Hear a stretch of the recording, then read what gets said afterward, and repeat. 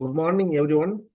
I am Mr.Gobinath, Assistant Professor, Department of Information Technology, V.S.B Engineering College, Karur. In this semester, I have the subject Object-Oriented Programming in C++. Now we see the first unit.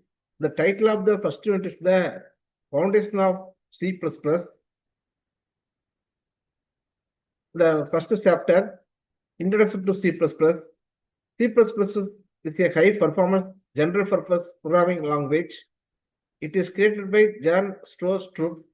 It is an extension of the C language. It supports procedural, object-oriented, and generic programming.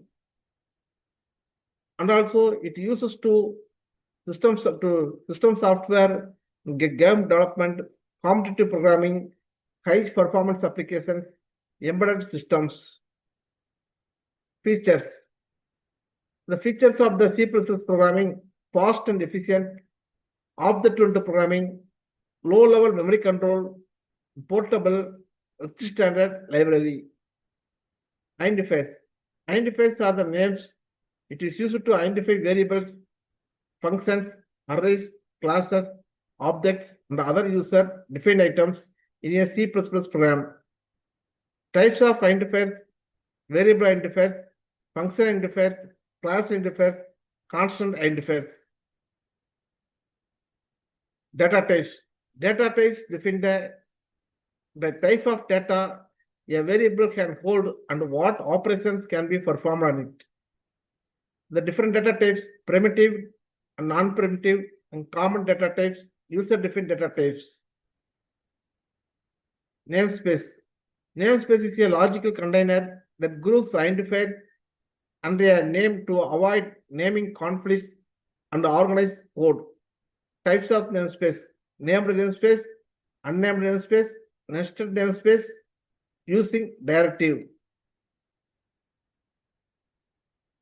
Advantage of the namespace is that it is used to avoid name conflicts and organize knowledge programs and improves maintainability.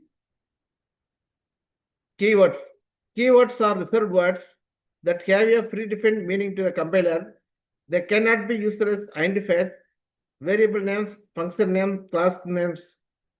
List of C++ keywords: basic data types, control statements, storage classes, and type modifiers, object-oriented programming, inheritance and polymorphism, exception handling, templates and generic programming, namespace, concurrency, multi-threading. Operators. In C++, operators are symbols used to perform operations on variables and values. Type of operators in C++: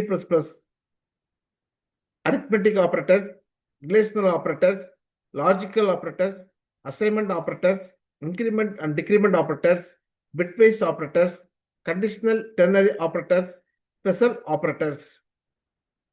Input and output streams. A stream is a sequence of bytes flowing between a program and an input and output device. Input stream: data flows into the program. Output stream: data flows out of the program. C++ use the streams from the IO stream header. Control statements. Control statements determine the flow of execution of a C++ program. They permit decision-making, looping, and branching. Types of control statements. First one, selection decision-making statements. It is used to choose between alternatives. Second one, iteration looping statements. It is used to repeat a block of code. Third one, jump branching statements. It is used to alter the normal flow of the execution. Arrays.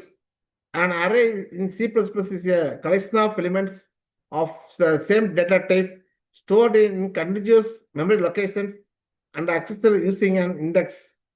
Advantage of the arrays: fast access using index, easy to use, efficient memory usage. The limitations of the arrays: fixed size, same data type only, no bounds checking. Strings. In C++, strings are used to store and manipulate text. C++ supports strings in two ways: C-style strings and C++ string class. Examples: reverse a string, check palindrome, count vowels, compare two strings, find substring.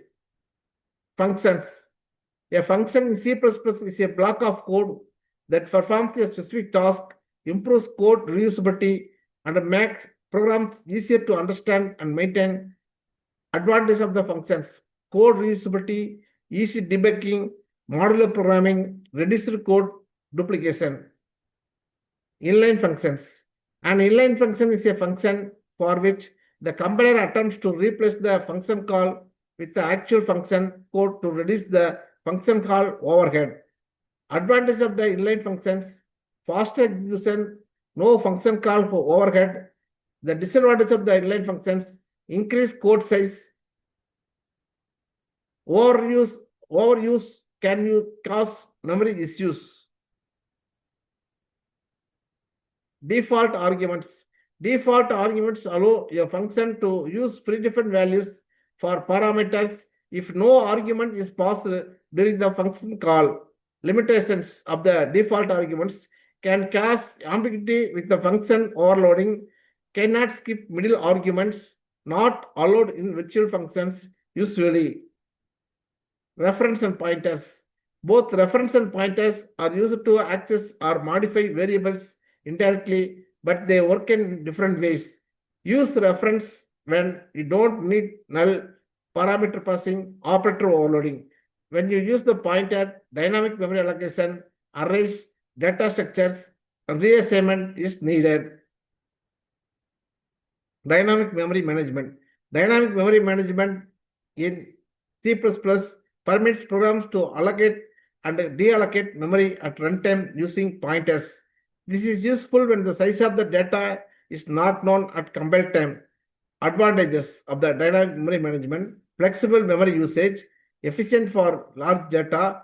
Disadvantages: risk of memory leaks, more complex, slower than the stack memory. These are the topics of the first unit. Thank you.